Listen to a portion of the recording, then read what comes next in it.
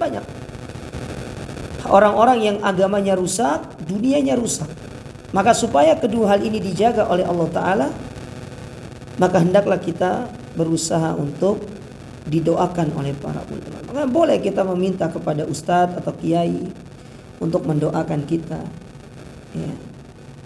Ustadz, misalkan ustadznya mau pergi umroh, ustadz tolong doakan saya supaya Allah menjaga saya dunia dan akhirat, menjaga keluarga saya, menjaga usaha saya. Tidak masalah. Tapi ustadznya jangan kemudian bilang ke jamaahnya, pingin yang ekspres atau yang 5 hari sampai gitu kan. Ini paket ini jangan.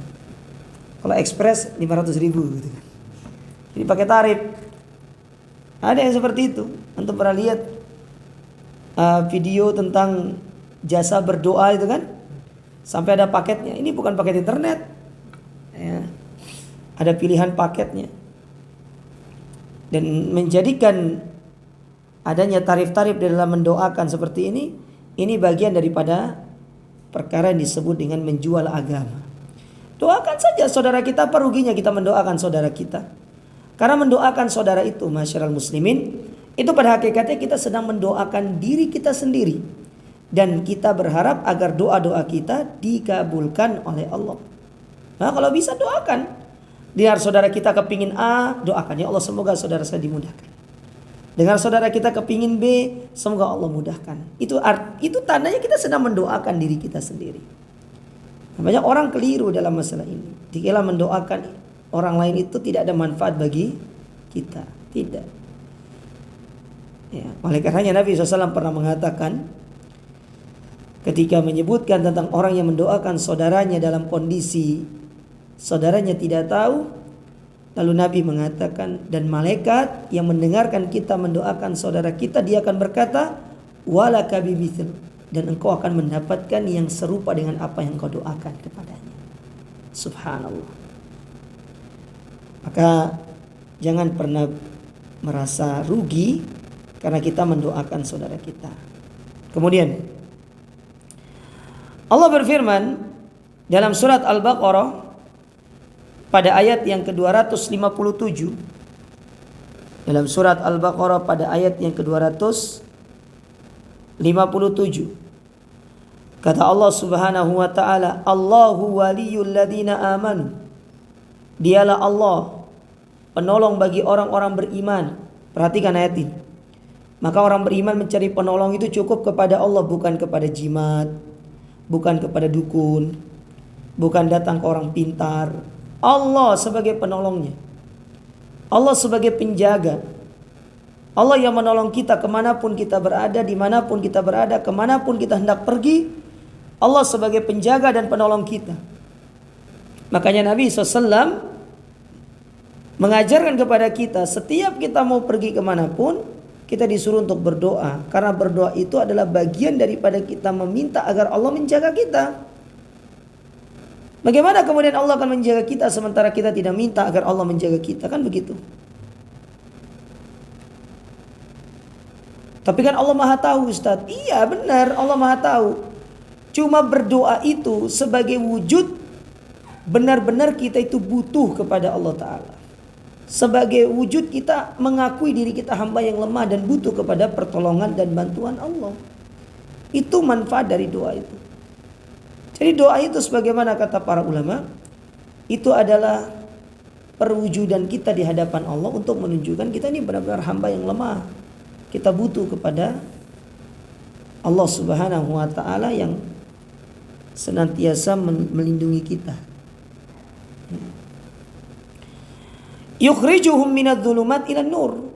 Yang mana Allah Ta'ala mengeluarkan mereka orang beriman dari kegelapan menuju cahaya. Yang dimaksud dengan kegelapan di sini banyak. Kegelapan kesyirikan, kegelapan kekufuran dan yang lainnya. Kegelapan tidak mengakui akan adanya Tuhan. Banyak. Kegelapan dosa, menyembah kepada A, B, C, D, banyak. Menuju kepada cahaya iman. Walladzina kafaru, adapun orang-orang kafir, auliya'uhumut taghut. Mereka akan menjadikan penolong-penolong mereka adalah taghut. Dan kita sudah sebutkan pada pertemuan di kitab Usul Salasah, Togut itu ada 5. Yang pertama iblis. Yang kedua yaitu orang-orang yang berhukum dengan selain hukum Allah Ta'ala. Ya. Tapi yang sering dijadikan sebagai togut itu adalah syaitan sebagai penolong. Datang ke dukun, jimat. Tenang, kemanapun kita pergi, jangan lupa bawa jimat. Ya, jangan lupa bawa jimat. Akhirnya kalau dia lupa bawa jimat, gak jadi pergi dia. Pulang. Karena bagi dia kalau gak bawa jimat, hari ini hari sial. Tapi kalau ibu-ibu, lebih baik lupa bawa jimat daripada lupa bawa HP. Kalau lupa bawa HP, balik itu. Meskipun sudah keluar tol Waru Gunung, suruh balik suami. Kalau lupa HP gitu. Lupa charger bisa beli, lupa HP repot. Nah, ini sering terjadi seperti ini kaum muslimin. Lupa jimatnya. Akhirnya gak jadi pergi, gak jadi Apalagi kalau ternyata pas hari itu lupa bawa jimat, lalu kemudian dia tertimpa keburukan. Langsung dia akan mengatakan, ini gara-gara kita lupa bawa ini, bawa ini, bawa ini. Sehingga hal tersebut mewariskan rasa takut, rasa pengecut dalam dirinya. Sehingga dia tidak akan berani keluar kemana-mana kalau tidak pakai jimat. Berbeda dengan orang beriman. Orang beriman kemanapun dia keluar, yang penting dia berdoa Bismillahirrahmanirrahim. Dapat musibah di jalan, qadarullah wa masya fa'al. Gitu doang. Hanya itu yang dikatakan oleh orang beriman. Hatinya lapang, hatinya tentram, hatinya nyaman. Tidak perlu mencari kambing hitam. Cukup dia mengatakan qadarullah wa masya fa'al. Tapi kita yang tidak beriman kepada Allah, banyak hal yang kita akan salahkan. Ini begini, ini begini. Ini gara-gara kamu mah. Tadi kita kalau sudah keluar gak usah balik lagi. Sial kan jadinya. Gitu. Ya, mamanya nyalain. Loh kok mama yang disalahin? Kamu pak. Makanya nek nyetir itu, nyetirnya itu tuh yang api. Ini gara-gara kamu. Dulu begini. Masalah-masalah dulu diungkit. Kelahi akhirnya di atas mobil itu. Masalah 20 tahun lalu itu diungkit sama istri. Suaminya akhirnya gak terima. Kok ngungkit itu lagi? Ya memang benar itu kenyataannya. Kamu selama ini membohongiku. Larinya ke situ. Akhirnya tadi mau pergi makan padang gak jadi. Pedang-pedangan jadinya. Repot seperti itu. Ya. Tinggal kita katakan ada eksiden di jalan, eksiden kecil, ya sudah. Qadarullah ma syaa fa'al. Lanjutkan perjalanan. Bersyukur karena eksidennya kecil. Dibandingkan dengan eksiden yang besar toh. Kita alhamdulillah hanya sebatas mungkin karena lecet mobilnya. Sudah qadarullah ma syaa fa'al. Ya, ini tidak perlu kemudian saya lihat orang-orang kadang berekspresinya berlebihan gitu loh. Padahal ada yang lebih parah. Ini baru lecet. Sementara berita-berita yang banyak itu bukan lecet. Mobilnya kebakar lah. Ya, terus mobilnya tabrakan, nah kan begitu. Kita alhamdulillah. Maka bersyukur dengan nikmat, dengan musibah yang kecil itu juga bentuk kita beriman kepada Allah Ta'ala. Lalu kemudian dikatakan di sini, fa idza tawallakallahu, maka apabila Allah Ta'ala menjagamu, akhrajaka minadh dhulumat, Allah akan mengeluarkan engkau dari kegelapan. Apa di antara kegelapannya? Dhulumatus syirki, kegelapan kesyirikan. Lihat, syirik menjadikan orang itu berada dalam kegelapan. Bukan hanya di dunia tapi juga di akhirat. Saking bahayanya syirik sampai Allah Ta'ala mengatakan dalam Al-Quran dalam surat Al-Ma'idah, wa may yusyrik billah faqad harramallahu alaihil jannah wa ma'wahun nar wa ma lidh-dhalimina min ansar. Dan sesungguhnya orang-orang yang berbuat syirik itu Allah haramkan bagi dia surga, dan tempat kembalinya adalah api neraka, dan tidak ada penolong bagi dia di hari kiamat. Perhatikan kalimat, tidak ada penolong bagi dia di hari kiamat. Ketika para ulama menjelaskan tentang maksud tidak ada penolong, bahwasanya tidak akan bermanfaat segala hal yang seharusnya bisa menolong dia di hari kiamat. entah itu syafaat, baik itu syafaat dari para nabi, syafaat dari orang soleh, tidak bermanfaat karena hal tersebut terhalangi dari perbuatan syirik. Maka kemudian para ulama mencontohkan dari kisah Nabi Ibrahim dengan bapaknya Azar. Lihat Azar punya anak ulul azmi, punya anak statusnya Khalilullah, kekasih Allah, tapi tidak bisa menjadikan dia diselamatkan dari api neraka, masuk neraka. Ibrahim tidak bisa menyelamatkan bapaknya. Ibrahim tidak bisa menyelamatkan ayahnya dari api neraka, tidak bisa menghentikan azab Allah. Tidak bisa. Sampai Ibrahim itu bersujud di hadapan Allah, bersimpuh, meminta agar Allah Ta'ala memberikan kepada bapaknya itu keselamatan, agar diampuni. Maka kemudian Allah hanya mengatakan, inni haramtul jannata alal kafir. Maaf Ibrahim, sesungguhnya aku mengharamkan surga bagi orang-orang yang melakukan syirik, bagi orang-orang yang kufur kepadaku. Kalau sekiranya bapaknya Nabi Ibrahim itu diampuni oleh Allah Ta'ala dengan sebab syafaat Nabi Ibrahim, maka tentu Abu Thalib harusnya lebih utama diampuni. Karena Abu Thalib adalah orang yang berjasa untuk membantu dakwanya Nabi SAW. Tapi nyatanya apa terjadi? Abu Thalib pun tidak bisa masuk surga. Padahal jasanya Abu Thalib itu luar biasa.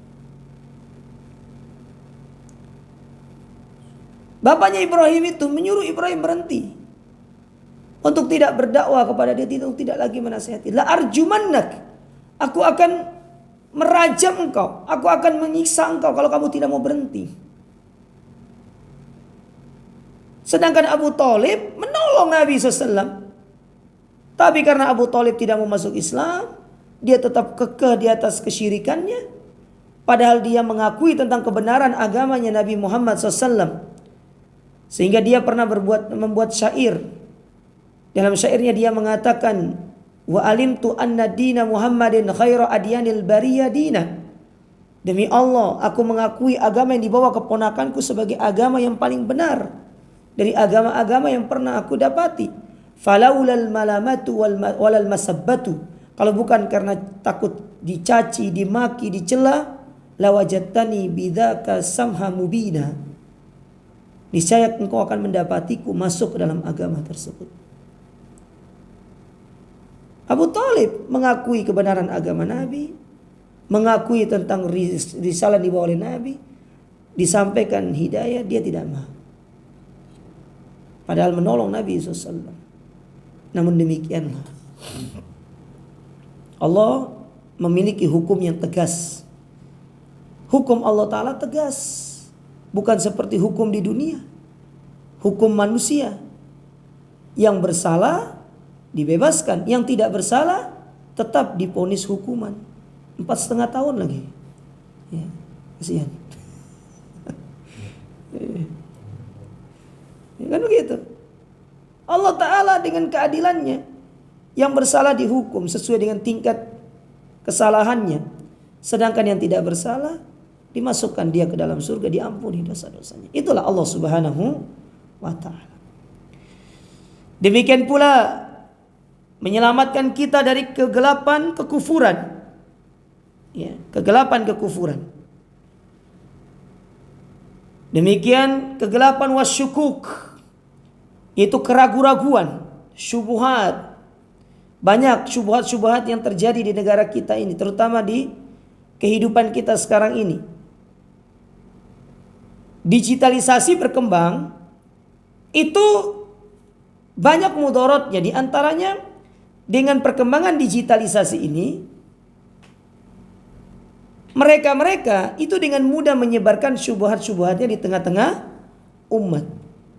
Kalau dulu sebelum era ini, syubhat itu sering tersebar melalui buku-buku pelajaran. Saya masih ingat ada buku di zaman saya waktu SMP itu, buku SKI, Sejarah Kebudayaan Islam. Itu disebutkan dalam sejarah kebudayaan Islam tentang peperangan yang terjadi antara Muawiyah dengan Ali bin Abi Thalib. Kemudian sejarah yang menyebutkan tentang Muawiyah atau terbunuhnya Al-Husain. Ya, terbunuhnya Al-Husain, dikatakan bahwasanya Muawiyah bin Abi Sufyan itu merampas kekhalifahan dari Al-Hasan. Maka kita katakan itulah fakta sejarah yang dikaburkan. Ya. Dihilangkan kebenarannya, didatangkan hoaxnya. Padahal Muawiyah tidak pernah mengambil kekuasaan itu, tapi Al-Hasan dia sendiri yang menyerahkan kekhalifahan itu kepada Muawiyah dengan pertimbangan satu, Muawiyah ini sahabat senior. Yang kedua, Muawiyah ini yang paling berhak. Bukan Al-Hasan. Al-Hasan dalam hal itu adalah sahabat yang junior. Muawiyah lebih berhak. Karena secara dahulu masuk Islam, Muawiyah lebih dahulu masuk Islam. Meskipun Al-Hasan memang lahir dari rahim seorang muslimah, tetapi kalau kita berbicara keutamaan, Muawiyah tentu lebih utama daripada Al-Hasan atau dan Al-Husain. Muawiyah bin Abi Sufyan. Tapi itu kemudian dikamuflase oleh orang-orang yang tidak suka dengan agama ini. Mereka mengatakan terbunuhnya Al-Husain sebagai keserakahan dari Muawiyah. Makanya hari terbunuhnya Al-Husain mereka peringati sebagai hari Karbala bagi mereka. Seperti itu. Itu fakta sejarah yang disusupkan ke dalam buku-buku pelajaran anak-anak SMP. Ya, itu terjadi. Kalau sekarang era digitalisasi, video, ya banyak kemudian potongan-potongan video pendek yang mereka mencoba untuk menyampaikan syubhat, maka kita butuh kepada perlindungan Allah agar Allah menjaga kita dari perkara-perkara syubhat. Karena syubhat ini sebagaimana kata para ulama, al-qulubud dha'ifa wasyubhatu khattafa. Hati ini lemah, sementara syubhat itu datang menyambar laksana petir. Makanya kenapa kita dilarang untuk duduk dengan pelaku syubhat. Jangan sering duduk sama teman yang suka menyebarkan syubhat. Jangan duduk sama ustadz-ustadz yang mengajak kita kepada syubhat. Ustadz, tapi ustadz-ustadz kita, ustadz-ustadz sunnah ini tidak asik. Siapa bilang tidak asik? Dia tidak mau ngopi. Siapa bilang? Anak kalau diajak ngopi mau kok. Tapi yang penting antum bayar. Ya, atau kalau mau ngopi antum ngajak anak gak apa-apa, yang penting bayar. Kan gitu. Mungkin karena pendekatannya saja yang belum apa ya istilahnya itu, belum kenal, belum dekat. Ya. Ngopi, kalau pingin ngobrol santai, kepingin ngobrol nyaman, bukan dalam suasana formal ataupun yang forum seperti ini, kita lagi sambil santai-santai menikmati secangkir kopi gitu kan, tapi kopinya jangan yang digunting ya, yang digiling. Itu duduk kopi yang digunting itu gula. Ya, saya ini sudah manis, kalau minum gula ya tambah manis ya. Ya kan? Siapa bilang tidak? Banyak kok. Walhamdulillah teman-teman banyak yang mereka senang kita ajak duduk, kita ngobrol dalam kondisi-kondisi yang santai, sehingga mereka bisa lepas untuk menyampaikan unek-unek mereka, apa yang menjadi kebingungan mereka selama ini dalam memahami agama ini.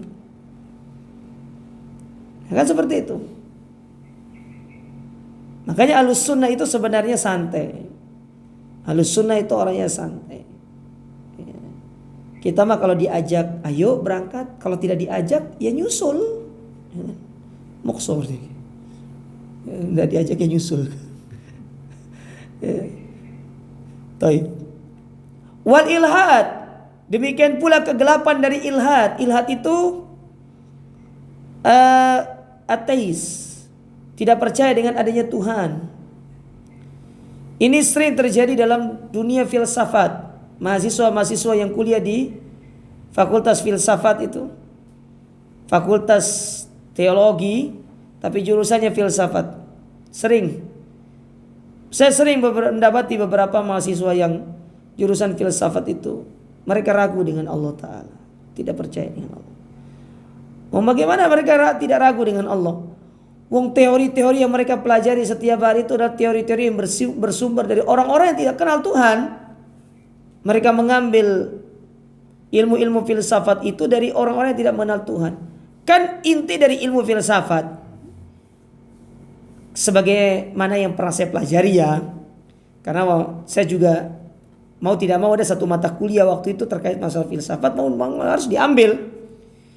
Jadi inti dari filsafat itu, mereka berusaha untuk menajamkan pemikiran, tetapi menjadikan itu sebagai standar dalam beragama, bukan wahyu.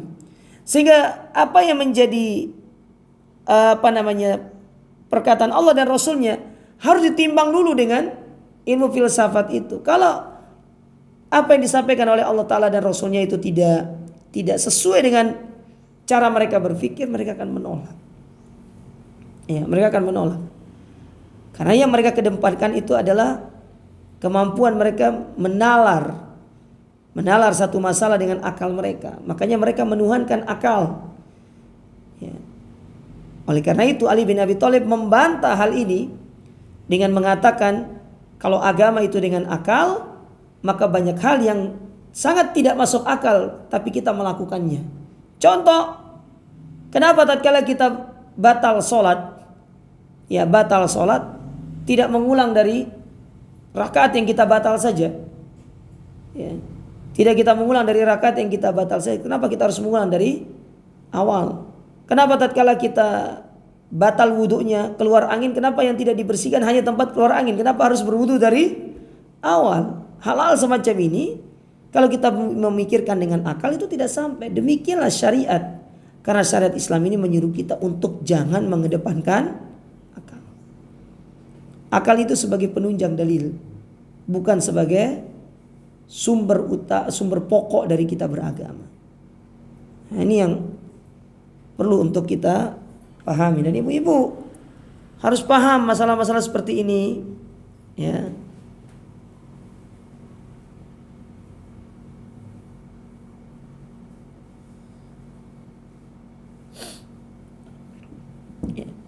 Harus paham hal-hal seperti ini. Nah, Allah menyelamatkan kita dari kegelapan-kegelapan ini. Kemana Allah kemudian memindahkan kita? Ila nur, kepada cahaya. Cahaya iman, cahaya ilmu, dan cahaya amal soleh. Iman, ilmu, dan amal soleh. Ini hal-hal yang sangat luar biasa. Keimanan kepada Allah. Maka orang beriman itu luar biasa. Dan kata para ulama, tolong diingat, keimanan yang sempurna itu tidak akan bisa didapatkan kecuali tatkala kita itu harus mengingkari segala macam bentuk perbuatan syirik. Maka jangan mengaku beriman kalau belum mengingkari perbuatan syirik seutuhnya. Ustadz, aku beriman sama Allah, tapi masih percaya sama orang pintar. Belum. Aku beriman tapi masih suka datang ke dukun. Aku beriman tapi percaya sama angka 13. Aku beriman tapi percaya sama hal-hal yang bersifat tahayul, hurafat, mistis. Percaya sama anak-anak indigo. Tidak ada orang indigo, itu nggak ada. Ya, tidak ada orang yang mengaku bisa melihat setan. Itu bertolak belakang dengan apa yang Allah katakan dalam Al-Quran. Yarawnakum min haitsu la tarawnahum. Mereka melihat kalian dari sisi yang kalian tidak bisa melihat mereka. Makanya orang yang mengaku bisa melihat jin, itu dia kufur kepada apa yang Allah sebutkan di dalam Al-Quran. Nah, ini berbahaya. Maka gak ada ceritanya orang bisa melihat jin itu, bisa melihat setan. Kalaupun ada setan yang bisa dilihat, setan kredit, ya, itu yang bisa dilihat. Nah, ada setan, orang bisa melihat setan, ini wujudnya ini, tidak ada seperti itu. Itu semua bohong. Ya, kita mau dibodoh-bodohi. Akhirnya orang-orang indigo seperti itu dikasih panggung, di ini, di itu segala macam. Ya, datang ini, aduh, semua dikasih. Nah, ini tidak benar seperti ini. Itu merusak, ya, merusak akidah, merusak agama. Sampai tak lihat tontonan orang Indonesia ini malah membuat acara untuk hal-hal seperti itu. Dunia lain, lain dunia, ya kan? Apalagi itu uji nyali, ya. Banyak hal-hal seperti itu merusak akidah. Maka perhatikan hal-hal ini yang bisa merusak akidah, ditinggalkan. Maka keimanan yang sempurna itu harus ditandai dengan kita meninggalkan segala macam bentuk perbuatan syirik. Nggak boleh datang ke dukun, ya, nggak boleh percaya ini hari baik hari sial. Semua baik hari itu, nggak ada yang tidak baik. Semua hari baik, semua tanggal baik, nggak ada tanggal sial. Nomor semuanya baik, mau nomor 1 kan, nomor 2, nomor 3, nomor 4, semuanya baik. Ini enggak, gedung-gedung tinggi itu nomor 4-nya enggak ada, nomor 13 enggak ada. Tapi giliran gaji 13 enggak turun-turun, bendaharanya ditelepon. Ya apa gaji 13 sih? Ya. Sial kalau enggak turun, lebih sial lagi kalau ketahuan istri. Sial kan? Kenapa? Ketahuan istri. Dia ambil istri. Ya kan gitu. Subhanallah. Karena kalau sudah ketahuan istri, bentar lagi jalan-jalan ke toko gajah. Betul Bu? Ibu suka jalan ke toko gajah enggak? Jalan aja, enggak beli. Itu kayaknya Sidoarjo tuh terkenal toko gajah tuh. Surabaya ada kan? Oh iya, toko gajah. Tak kira namanya gajah, tak kira gajah beneran dalamnya. Ternyata yang bisa membuat kita seperti tertimpa gajah. Subhanallah. Taib. Allah Subhanahu wa taala berfirman di dalam surat Muhammad pada ayat yang ke-11, kata Allah Subhanahu wa taala, "Dzalika bi anna Allaha maula alladziina aamanu wa annal kafirina la maula lahum." Demikianlah Allah itu menjadi penolong bagi orang-orang beriman dan bahwasanya orang kafir tidak ada penolong bagi mereka. Enggak ada penolong. Siapa yang mau tolong orang kafir? Tuhan-Tuhan mereka mampu mereka menolong? Tidak mampu. Tidak mampu memberikan manfaat. Mereka yang menyembah Isa tidak bisa memberikan manfaat. Mereka yang menyembah Uzair tidak bisa memberikan manfaat. Mereka yang menyembah jin, mereka yang menyembah setan, mereka yang menyembah sampai yang menyembah jabatan tidak bisa memberikan manfaat kepada mereka. Tidak bisa. Maka sembahlah Allah, berserah diri kepada Allah, tunduk patuh kepada segala perintah Allah. Biarkan Allah yang menjadi penolong kita dalam segala urusan kita. Allah akan mudahkan segala urusan. Urusan rumah tangga, urusan pekerjaan, urusan pertemanan, semua itu diserahkan kepada Allah. Ya Allah, kuserahkan pekerjaanku kepadamu ya Allah. Jadikan aku pegawai yang amanah. Ya Allah, kuserahkan istri dan anak-anakku kepadamu ya Allah. Jadikan aku adalah pemimpin yang baik untuk istri-istriku ya Allah. Istri-istri atau istri? Istri-istri ya. Ya Allah, jadikan aku termasuk seorang dai. Ketika dai tersebut dia berdakwah di satu tempat, lalu kemudian jamaah tidak suka kepada dia, ya Allah, serahkan semuanya, ya Allah, serahkan jamaah itu kepadamu ya Allah. Jadikan mereka orang-orang yang terbuka hatinya. Kalau ternyata Allah tidak menjadikan mereka tidak terbuka hatinya, tenang, akan ada jamaah yang lain yang siap untuk menerima dakwah kita. Itu aja kok repot. Apa kata Gus Dur aja? Ya, gitu aja repot. Kadang-kadang kita belum bisa untuk menerapkan hal ini gitu loh. Padahal Allah Ta'ala itu sudah menyiapkan semuanya. Allah yang menolong dia, Allah yang paling tahu tentang kita. Pasrah sajalah sama Allah Ta'ala. Berbuat sesuai dengan apa yang Allah perintahkan.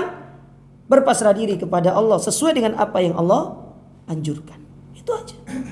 Ketika Nabi Muhammad SAW berdakwah di Mekah, tidak bisa diterima. Datang ke Taif tidak bisa diterima. Akhirnya kemana Nabi disuruh pergi? Medina. Sampai di Medina, ahlan wa sahlan orang Medina. Bangun masjid, bangun negara dari Medina. Sampai akhirnya kemudian Fathul Mekah.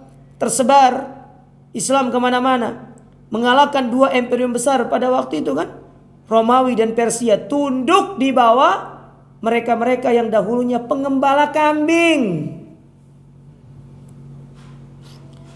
Makanya kan rajanya Persia itu ketika didatangi sahabat untuk dikirimi surat supaya masuk Islam, Dengan sombongnya dia mengatakan kepada sahabat ini. Siapa yang tahu nama sahabat yang bawa surat kepada Raja Persia? Saya kasih hadiah. Ditanggung oleh panitia. Siapa nama sahabatnya, ibu-ibu?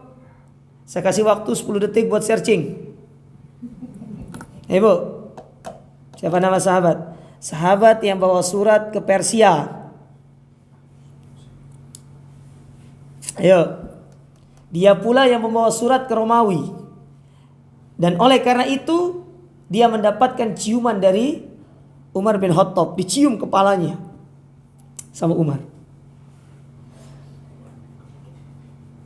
Dicium sama Umar kepalanya.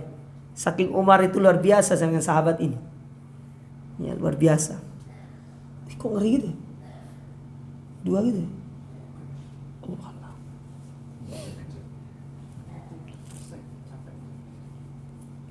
Siapa namanya, Bu? Hah? Siapa? Namanya Abdullah bin Hudzafa As-Sahmi, itu namanya. Abdullah bin Hudzafa As-Sahmi. Betul? Ya. Abdullah ibn Hudzafa As-Sahmi. Jadi beliau ini membawa surat kepada dua raja. Pertama ke Romawi, yang pertama ke Persia, yang kedua ke Romawi.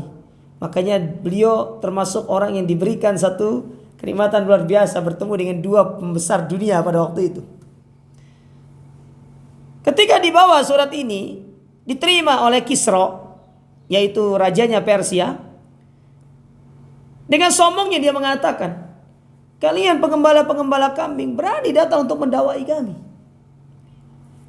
Akhirnya disobek-sobek itu surat sama Raja Persia. Disampaikan sama Nabi, kepada Nabi SAW oleh Hudzaifah, ya Rasulullah, suratmu disobek-sobek. Maka kemudian kata Nabi SAW, mazzaqallahu mulkahu, semoga Allah merobek-robek kerajaannya.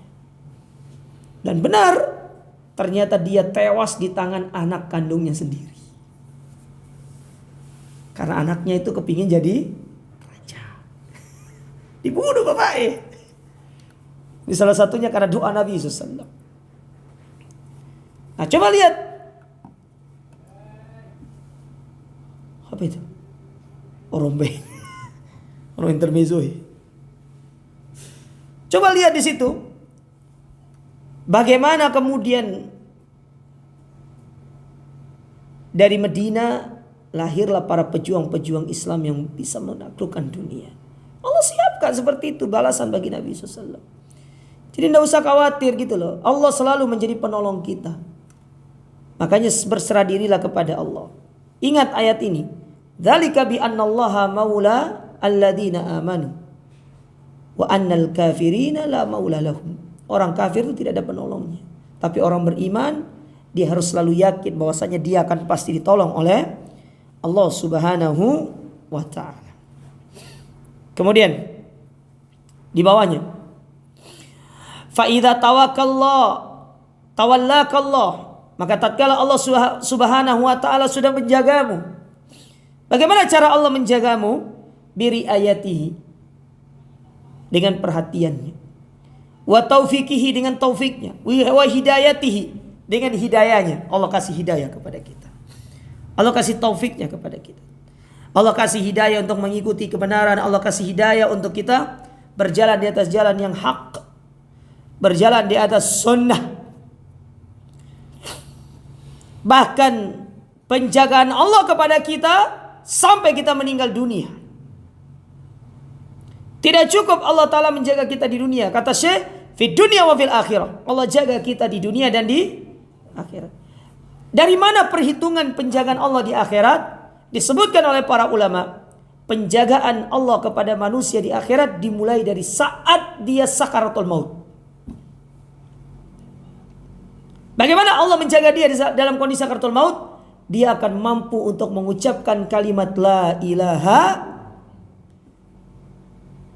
Yang mana kita tahu orang yang dia mengucapkan kalimat la ilaha illallah di akhir kehidupannya, maka dia dijamin masuk surga. Sebagaimana hal ini kata Nabi SAW dalam hadis yang sahih, man kana akhiru kalamihi la ilaha illallah dakhalal jannah. Yang akhir ucapannya la ilaha illallah, dia pasti masuk surga. Allah bimbing dia, Allah kasih hidayah, Allah kasih taufik.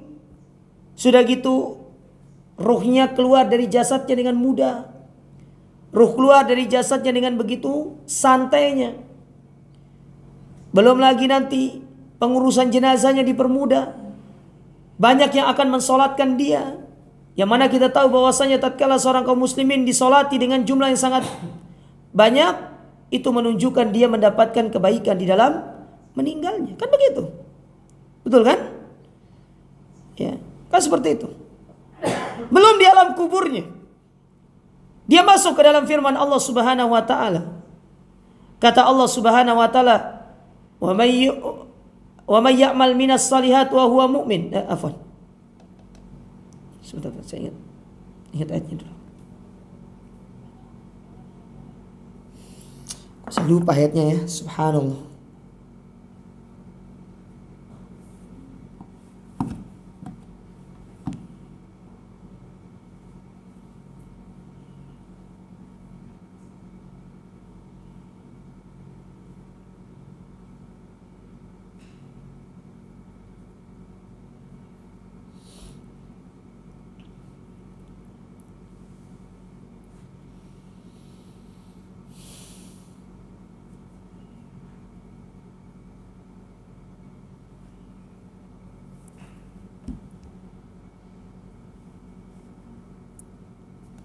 Subhanallah, saya lupa. Nanti coba kita. Jadi Allah Ta'ala menyebutkan yang artinya begini. Adapun orang-orang yang ini dia, min dzakarin au untha,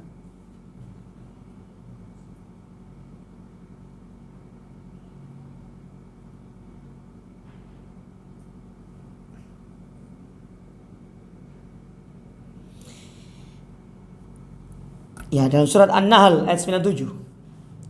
Kata Allah Subhanahu wa taala, "Man amila salihan min dzakarin au untha." Maka barang siapa yang dia beramal saleh, baik dia laki-laki ataupun perempuan, wa huwa mu'min, dan dia adalah orang beriman. Siapa orang beriman di sini? Orang bertauhid. Orang yang bertauhid, orang yang di dunia dijaga oleh Allah Ta'ala dari kesyirikan, dari kekufuran, dari syubhat. Itulah orang yang mukmin. Apa balasan Allah? Falanuhyiyannahu hayatan thayyibah. Maka niscaya kami akan berikan dia kehidupan yang baik. Kata para ulama, apa yang dimaksud dengan kehidupan yang baik? Kehidupan yang baik ada dua, di dunia dan di akhirat. Apa kehidupan yang baik di dunia? Yaitu Allah Ta'ala mudahkan dia untuk beriman, beramal, Allah jaga dia. Adapun kehidupan yang baik di akhirat, salah satunya adalah dia mampu untuk bisa menjawab pertanyaan kubur. Ya.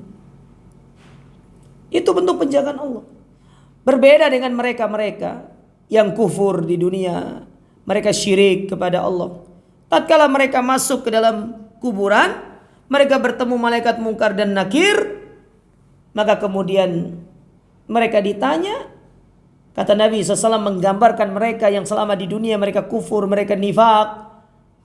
Mereka akan mengatakan, "Sami'tun nas yaqul." Aku pernah mendengar manusia mengatakan hal tersebut, tapi aku lupa. Kenapa mereka bisa lupa? Ya, kenapa mereka bisa lupa? Karena mereka dilupakan oleh Allah Ta'ala. Allah jadikan mereka lupa. Ya. Allah jadikan mereka lupa.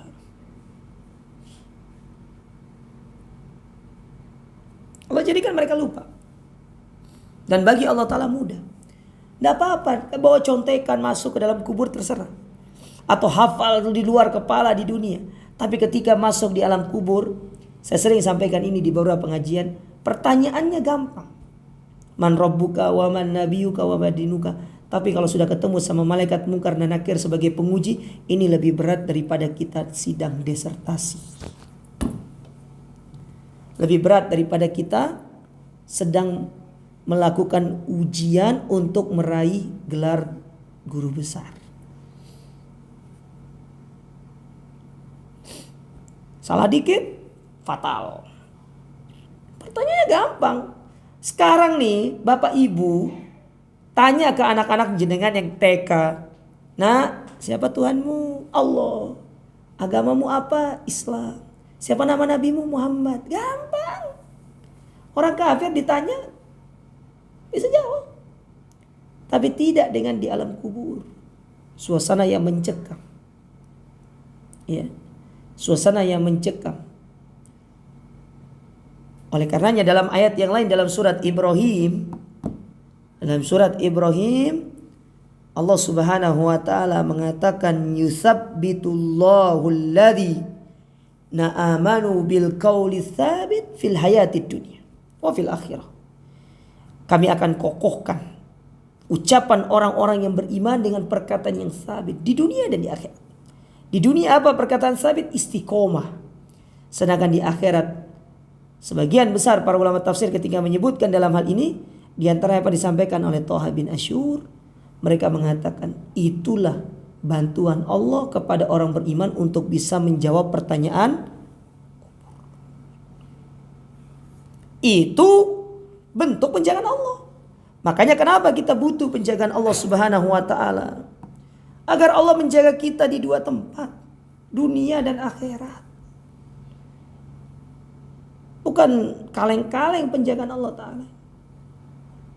Maka kata Syekh melanjutkan ucapannya, fa innaka tas'udu sa'adatan la syaqa'a ba'daha abadan. Karena tatkala engkau sudah dijaga oleh Allah, engkau akan merasakan kebahagiaan yang tidak akan pernah berakhir selama-lamanya. Ini kebahagiaan yang kita impikan. Banyak orang memimpikan kebahagiaan. Banyak orang memimpikan kebahagiaan. Kita katakan banyak orang memimpikan kebahagiaan. Semua kita memimpikan kebahagiaan. Antum tanya manusia manapun, orang kafir, orang yang tidak tahu, orang yang tidak percaya dengan Tuhan, kalau mereka ditanya, apa tujuan memotivasi kalian hidup di dunia? Ingin bahagia. Sehingga tatkala mereka memiliki pola pikir dan pola pandang dalam menggapai kebahagiaan berbeda-beda, otomatis cara mereka meraih kebahagiaan itu beda-beda. Ada orang itu dia akan bahagia kalau dia bisa memodifikasi kendaraannya. Ada orang bahagia kalau dia bisa punya rumah di salah satu perumahan mewah di Surabaya, di mana mungkin Pantai Indah Kenjeran mungkin ya. Panas tapi. Ya. Kalau Jakarta kan pakai Pantai Indah Kapuk kan, pik kan.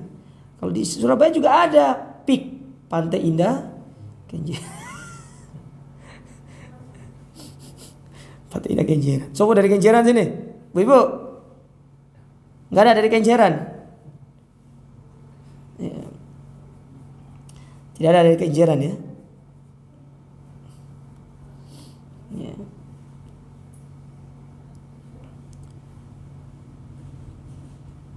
Banyak orang pengen bahagia. Ada orang kepingin, dia tuh memandang bahagia kalau dia punya banyak aset. Ada orang bahagia kalau dia itu punya banyak lah orang-orang itu. Bahkan ada orang yang dia akan bahagia kalau dia bisa berkawan dengan orang-orang yang terkenal. Ada orang seperti itu. Meskipun dia terkenal, tapi dia bahagia gitu loh. Bisa katut. Tapi tidak dengan kebahagiaan yang Allah inginkan. Allah menginginkan kebahagiaan yang terbaik untuk kita, kebahagiaan yang hakiki. Dan salah satu kebahagiaan yang hakiki, Allah Ta'ala menjaga kita. Allah memberikan hidayah kepada kita, memberikan petunjuk kepada kita. Ya. Fid dunya yatawallaka bil hidayah wat taufik. Di dunia Allah menjaga kita dengan hidayah dan taufiknya. Wasair ala manhajis salim, kita berjalan di atas manhaj dan akidah yang lurus. Wa fil akhirah, adapun di akhirat, apa di antara bentuk Allah menjaga kita? Yatawallaka bi an yudkhilaka jannatahu khalidan mukhalladan fiha la khaufa wala marada wala syaqa'a wala kibara wala makariha. Engkau dimasukkan ke dalam surga kekal, tidak mungkin keluar. Jadi nggak ada ceritanya orang masuk surga kemudian keluar setelah itu, nggak ada. Kalaupun ada, hanya Nabi Adam waktu itu. Tapi setelah nanti hari kiamat tidak akan ada yang namanya orang keluar dari surga. Kita akan hidup kekal abadi selama-lamanya. Kekal abadi selama-lamanya. Dan yang surga itu kata Syekh, tidak ada rasa takut. Takut listrik mati. Takut apa lagi? Di surga takut rumahnya banyak ya, kecoa. Tidak ada rasa takut. Takut sendiri, tidak ada. Tidak ada rasa takut di surga itu. Ketakutan-ketakutan yang sering menimpa kita di dunia hilang. Tidak ada penyakit. Tuh. Nggak ada kolesterol, asam urat. Jadi kalau pengen makan apapun gak usah minum obat kolesterol dulu. Kepingin makan kikil, suntik insulin dulu. Gak perlu. Akhirat gak ada seperti itu. Dokter gak laku. Gak ada praktek di surga itu. Dokter gak laku. Kepingin makan apapun tinggal bilang. Pingin makan nasi apa? Nasi rawon datang. Nasi pecel. Nasi pecel paling enak datang. Pingin makan nasi timbel datang nasi timbel itu. Kok nasi timbel ya? Lapar jadi. Oh sini ada nasi timbel enak sini. Dekat sini. Di ujung jalan sana. Apa namanya itu? Ini kan keluar belok kanan terus ujung jalan sana dulu. Apa namanya Bu? Ah itu. Saya tidak sebut nama karena nggak ngendor dia. Jadi kalau ngendor dia. Enak, lebih enak lagi kalau ora tuku.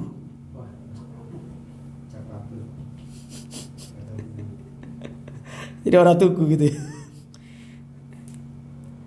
Tidak ada penyakit, la syaqqa, tidak ada kesedihan. Di dunia ada wae sedih, ada wae bahagia.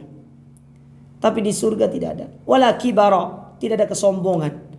Tidak ada perkara-perkara yang kita benci di surga. Semua isi kebaikan-kebaikan. Wa hadhihi wilayatullahi li abdihil mu'min fid dunya wal akhirah.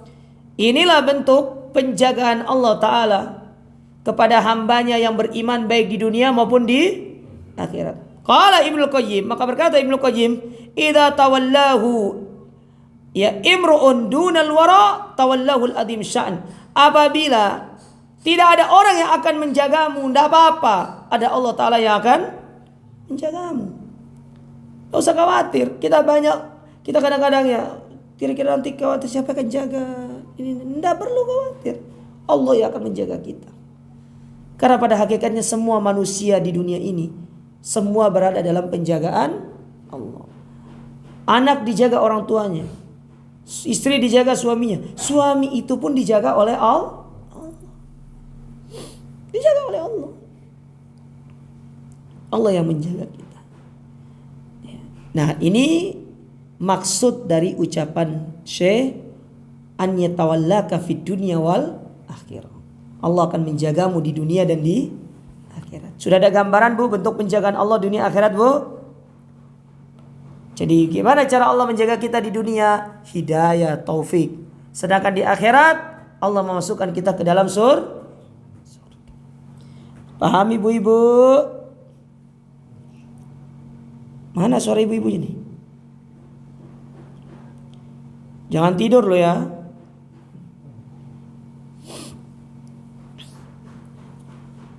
Paham Bu? Kalau kata Ustaz Fadlan, perhatikan. Itu Ustaz Fadlan. Kalau saya beda. Paham ibu-ibu? Paham. Kan nggak boleh kita mengcopy bahasa orang kan. Ustaz Fadlan kan perhatikan. Kalau saya paham.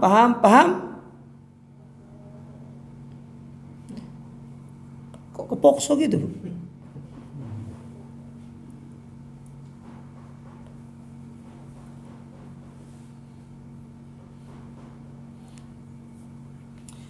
Thayyib.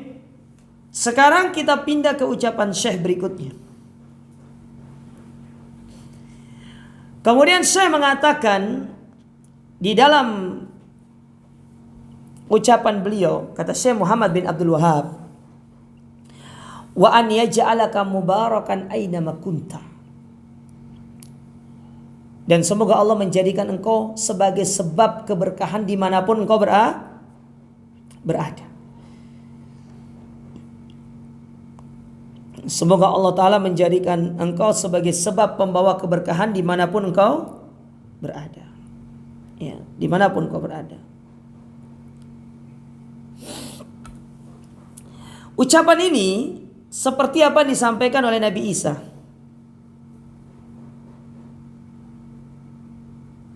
Nabi Isa pernah berkata, sebagaimana yang Allah sebutkan dalam surat Maryam. Dalam surat Maryam pada ayat yang ke-30, 31 dan seterusnya. Apa kata Nabi Isa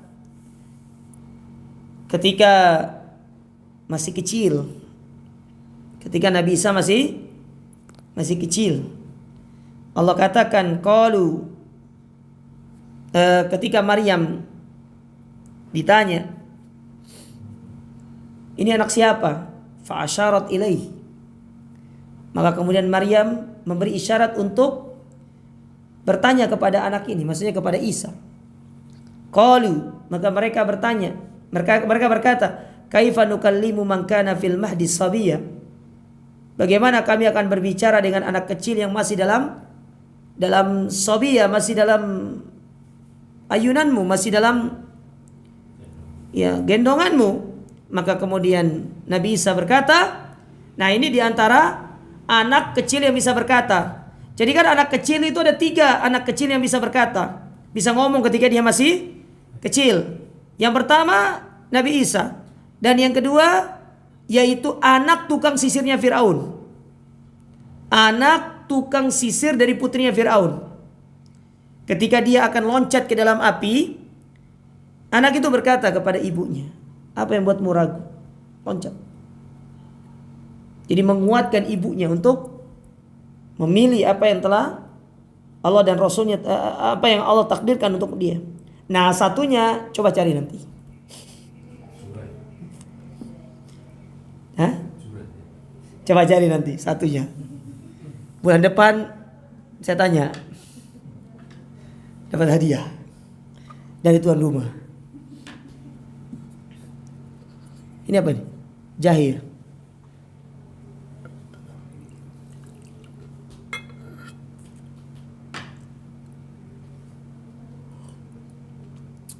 Ini jahir rasa kopi. Jahir tok tapi.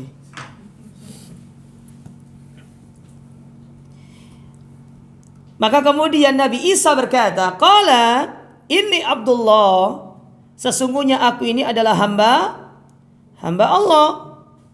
Ya. Aku ini adalah hamba Allah.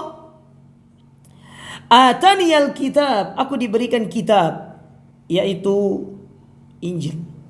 Wa ja'alani nabiyya, kemudian aku dijadikan sebagai nabi. Nah, setelah itu di ayat 31 apa kata Nabi Isa? Wa ja'alani mubarakan ainama kuntu, dan aku dijadikan sebagai orang yang diberikan keberkahan dimanapun aku berada. Nah kita berdoa seperti itu dimanapun kita berada, ya, dimanapun kita berada, maka kita berdoa agar Allah Ta'ala menjadikan kita membawa keberkahan bagi yang lainnya.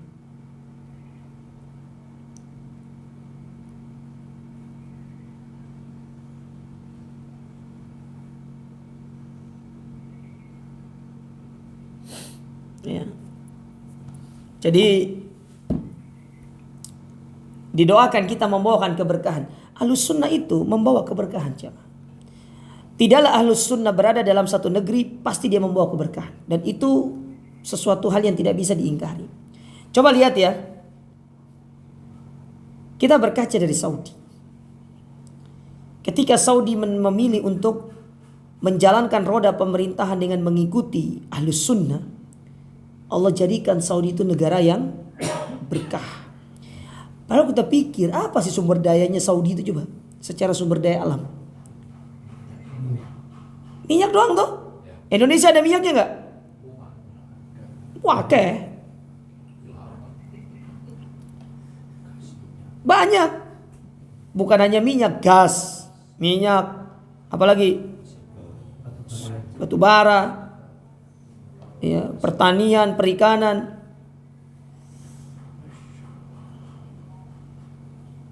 Tapi ketika mereka tidak mengambil sebab keberkahan itu, Allah jadikan kita tidak bisa mengelola sumber daya ini dengan baik. Padahal kalau kita pikir ya, Saudi itu nggak ada sumber mata air kayak Umbulan, itu nggak ada jemaah. Antum tahu air mereka itu, air minum itu disuling dari Laut Merah. Antum kalau perjalanan dari Jeddah menuju Mekah, antum akan lihat pabrik gede, itu pabrik penyulingan air. Pabrik penyulingan, pipa-pipanya gede-gede dia salurkan ke pemukiman itu. Subhanallah. Air laut mereka minum, kita. Antum mau air apa? Umbulan ada, Sukabumi ada. Ya. Banyak sumber mata air kita di mana-mana. Bahkan air mata banyak. Bukan hanya sumber mata air, tapi air mata juga banyak. Subhanallah, negara kita ini makmur secara alamnya, tetapi tidak makmur secara pengelolaannya, kan begitu. Makanya benar apa yang disebutkan oleh para ulama dan salafus saleh terdahulu, ahli sunnah adalah mereka-mereka yang datang membawa keberkahan di satu negeri. Makanya kenapa kemudian orang-orang Yahudi tidak suka dengan ahli sunnah? Karena ahli sunnah ini bisa menjadikan kaum muslimin itu berada pada satu suara, satu kesatuan. Maka mereka harus memecah hal itu. Lihat ketika suara ahli sunnah terpecah, Irak, Mesir, Libya, Suriah digoyangkan sama mereka. Kan begitu? Yaman, Afghanistan dipecah. Tapi demikianlah Allah sudah memberikan jaminan untuk menjaga dua tanah suci, yaitu Mekah dan Medina. Allah jaga. Ya. Makanya kalau kepingin negara kita ini menjadi negara yang makmur, sudah kembali kepada bagaimana Allah Ta'ala menyuruh kita. Maka yang sunnah membawa keberkahan dimanapun kita berada. Taib, dikatakan di sini, idza ja'alakallahu mubarakan ainama kunta. Apabila Allah menjadikan engkau membawa keberkahan dimanapun kau berada, fahadha huwa ghayatul matalib. Maka ketahuilah ini merupakan puncak dari segala tujuan. Ya ja'alullahul barakata fi umrik. Allah jadikan keberkahan dalam usiamu. Usia kita berkah. Makanya kalau minta tambahan usia, jangan sekedar ya Allah semoga engkau memanjangkan usiaku, keliru. Tapi berdoalah, ya Allah semoga engkau memanjangkan usiaku dengan berkah. Jadi kalau minta tambahan usia, minta juga apa bu? Keberkahan. Ya. Wa yaj'alul barakata fi rizqik. Allah menjadikan keberkahan di rizkimu. Apa bentuk Allah menjadikan keberkahan dalam rizki? Kita akan dibimbing oleh Allah untuk bisa mengelola harta tersebut dengan baik. Dengan baik. Tidak banyak keluar yang hal-hal yang tidak bermanfaat. Kalau pergi ke pasar, ya udah belanja pasar aja. Di antara indikasi harta itu kurang berkah, pergi ke pasar tapi pulangnya bawa daster. Oh itu bukan berkah Ustaz, barokah. Pergi ke pasar bukannya bawa pulang tomat, lombok, ini malah ono daster. Oh itu barokah Ustaz, bukan berkah.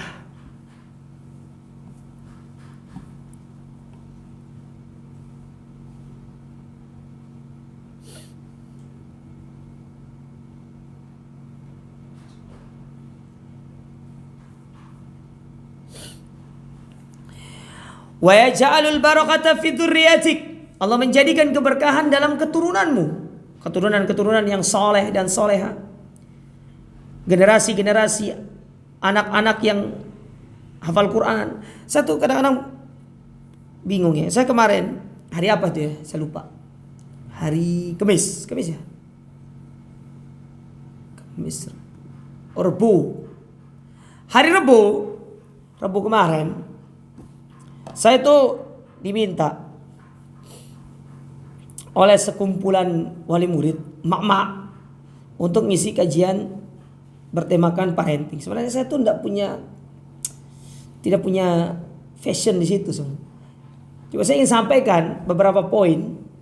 Salah satunya, kadang-kadang mak-mak ini dia berpikir dia akan bahagia kalau anaknya bisa juara A, juara B, bisa A, bisa B, ya berprestasi A, B, C, D. Padahal sebenarnya suksesnya orang tua ketika mendidik anaknya, ketika anak itu menjadi anak yang soleh dan soleha. Nah, dari mana kita tahu indikasi anak itu soleh dan soleha? Salah satunya adalah ketika anak tersebut tidak pernah absen untuk mendoakan kita sebagai orang tua. Karena banyak anak sangat sulit mendoakan orang tuanya. Padahal menyelipkan doa untuk orang tua itu perkara yang sangat tapi sangat sulit. Ya, sangat sulit. Dari mana kita tahu anak itu sulit untuk mendoakan orang tuanya? Dari sabda Nabi SAW. Nabi pernah bersabda ketika menyebutkan orang tua yang surganya terus naik sampai ke tingkatan yang tinggi. Maka kemudian orang tua ini berkata, apakah ini untukku ya Allah? Maka kemudian Allah mengatakan, iya ini untukmu. Ini disebabkan karena anakmu sering beristighfar dan meminta ampun kepadaku. Kata para ulama, ini menunjukkan bahwasanya tidak semua anak sering beristighfar untuk kedua orang tuanya. Maka kalau kita ingin tahu indikasi ataupun indikator anak kita sudah menjadi anak yang soleh dan soleha, kita lihat kita bisa rasakan nih, sering gak kita didoakan meminta ampun oleh anak-anak kita. Maka semoga anak kita adalah anak yang soleh dan soleha semuanya, insyaallah. Aina ma kunta, dimanapun kamu berada, tusahibukal barokah, engkau akan bersama dengan keberkahan itu. Aina ma tawajjahta, kemanapun kau menuju, hadza khairun azim, inilah kebaikan yang sangat besar, wa fadlun minallah, keutamaan dari Allah. Karena tidak semua orang bisa mendapatkan keberkahan. Orang-orang yang dipilih, orang-orang yang terpilih, orang-orang yang bisa mendapatkan keberkahan. Jadi berdoalah kita kepada Allah agar menjadi orang-orang yang selalu diliputi oleh keberkahan. Nah, makanya saya di sini mendoakan kita agar Allah menjadikan kita berkah dalam segala hal. Maka ini suatu doa yang sangat luar biasa loh jamaah. Saya mendoakan kita dengan keberkahan. Maka sudah sepatutnya untuk kita mengaminkan doa beliau ini agar Allah Subhanahu wa taala menjadikan kita orang-orang yang mendapatkan keberkahan dimanapun kita berada. Tapi kita berhenti sampai di sini. Kita berhenti sampai pada ucapan menjadikan kita berkah dimanapun kita berada. Ya, wallahu a'lam bishawab. Silakan bagi yang ingin bertanya, monggo.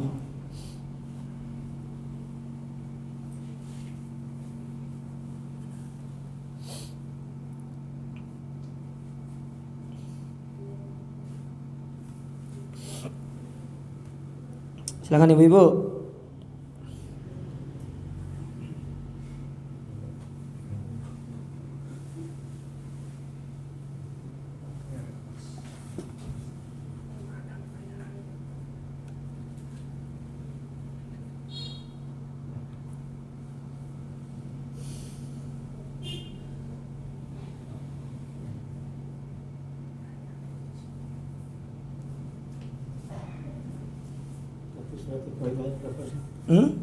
Surat Ibrahim ayat berapa? Surat Ibrahim ayat berapa tadi? 11. Dari Muhammad.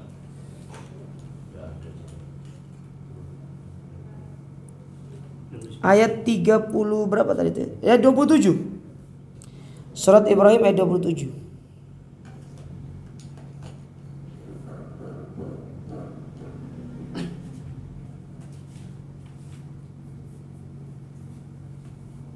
Ustaz, apa maksud hadis tentang telah hadir di antara kalian orang-orang Yaman, mereka itu lembut hatinya, keimanan bisa jadi contoh adalah pada Yaman, fikih ada pada Yaman, dan hikmah pada Yaman.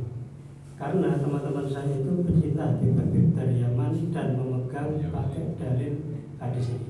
Nggak jelas hadis itu. Nggak ada hadis itu. Ya.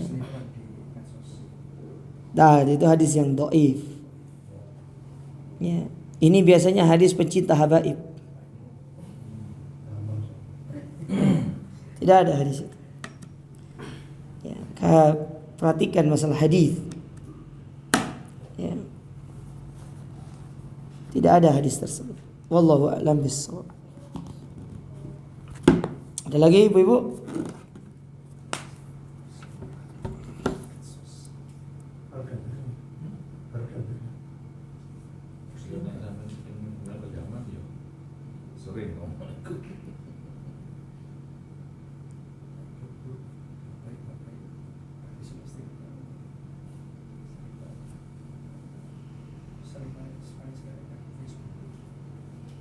Baik.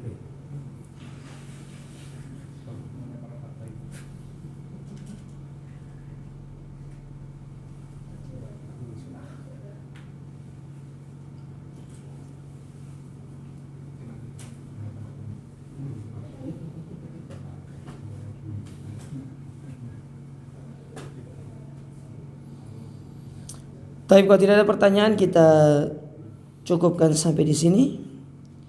Wallahu a'lam bishawab. Insyaallah kita